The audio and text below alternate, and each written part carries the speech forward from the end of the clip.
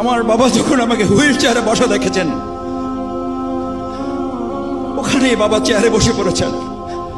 বলছে আমার 35 বছরের সন্তান, তাকে হুইল চেয়ারে বসে রাখা হয়েছে, আমি বৃদ্ধ বাবা দাঁড়িয়ে থাকি কি করে।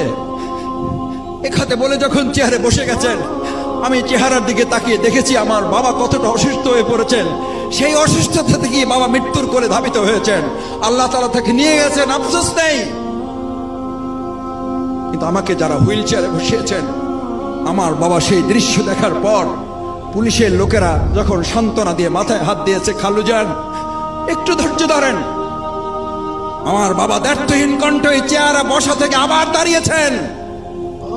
পুলিশের লোকেরা ভালো করে কান খুলে শোনো, আমার 4 ছেলেকে আল্লাহর দ্বীনের জন্য, ইসলামের জন্য বহু আগে তাদেরকে আমি আল্লাহর দ্বীনের মুজাহিদ হিসাবে দিয়ে দিয়েছি।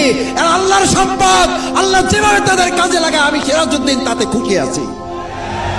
আমাদেরকে কোনোভাবে থামিয়ে দেওয়া যাবে না।